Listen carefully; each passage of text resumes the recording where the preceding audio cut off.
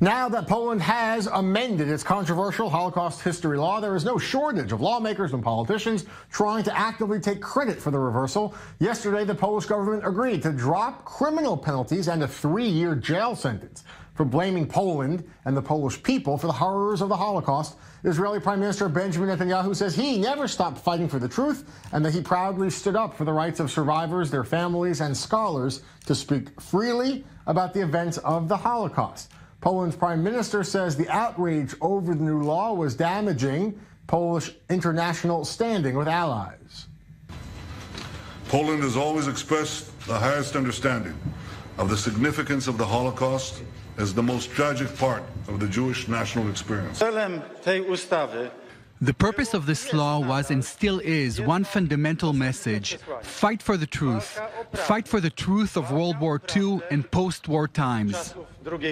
With me in studio is Calev Myers, the president of the International Association of Jewish Lawyers. Calev, thank you so much for being with us.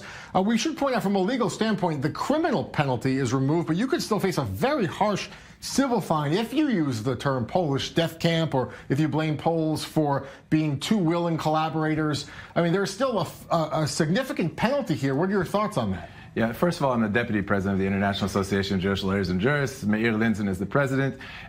You mentioned different organizations wanting to take credit for fighting this law. A lot of people did try to fight the law in various aspects. Only the International Association of Jewish Lawyers and Jurists actually submitted a legal process in order to fight the law at the Constitutional Court in Poland. We submitted our brief a day before the president came and canceled the whole agenda of his government to go and deal with this issue. So we're very proud, we're very happy of the work that was done.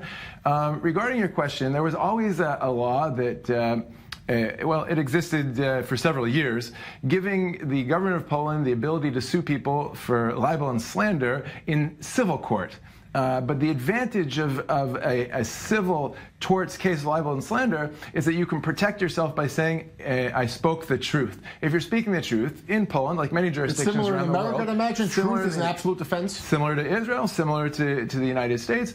And so what was important, however, in January, the Polish government put a criminal liability and a specification regarding the Holocaust. If anybody gives Poland even a slight responsibility for the Holocaust, they have criminal liability. That was added to the civil liability law in January, and that's what's been removed. And so as far as we're concerned, it's a complete victory. There is concern, certainly. Some Polish lawmakers blame Israel. They said that the Polish government caved to Israel.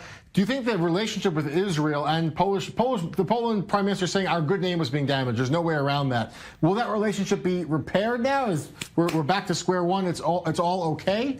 As an Israeli citizen, I would like to say that the Polish government caved in because of pressure from the Israeli government. In my opinion, there wasn't enough pressure from the Israeli government. I think some private NGOs took action, like the International Association of Jewish Lawyers and Jurists, certain groups of rabbis and so on and so forth. To keep the heat on. Yeah, to keep the heat on. There were some statements when the law was first passed by our prime minister, but other than that, I didn't see a lot of activity from our Ministry of Foreign Affairs. I think it was more the media pressure of the Jewish communities around the world that said enough is enough. What about in America? There's a lot of speculation that there was behind the scenes a campaign against this law that did a lot of work on their behalf. That may be the case, but it wasn't only behind the scenes. President Trump actually, and his administration, when this law was passed, said that it was a problem and that they were concerned about. And so there was pressure both put on from the United States and from Israel back in January when the law was passed, but it kind of felt like people went to sleep. Yeah, and in which case, the various NGOs, including our organization, got involved. I think Tillerson at the time said it was a deeply disappointing law. Yes. We're running out of time, but quickly, where do things go from here? Now that the conversation is still being held, from a legal standpoint, what's the next step? I think at this point we need to congratulate and thank the Polish president for taking a courageous step of deleting, retracting the law that gives criminal liability for mention of Polish activity during the Holocaust. I think we should applaud him. From a legal perspective, there's really nothing to do because we achieved exactly what we wanted to achieve. The problematic wording was taken out of the law, and as far as we're concerned, it's the end of the story. Calev Myers, thank you so much for being with us on Daily Dose, breaking down the intricacies of the law, the reversal, and the impact of it. Sir, thank you so much for being with us. Stay with us after the break. More news ahead. Still to come. It is an unofficial day of national mourning in Germany. A crushing loss for the team at the World Cup. They've been eliminated in the first round. We'll go there live. And then faux pas and missteps. Plenty of Israelis this week broke the royal protocol when meeting the future King of England. We'll break down the videos and what perhaps you should have done when meeting the prince.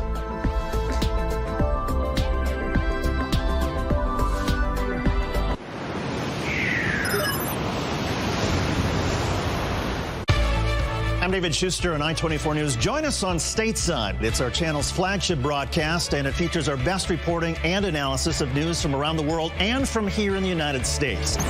Watch Stateside, weeknights at 9 p.m. Eastern, only on i24 News.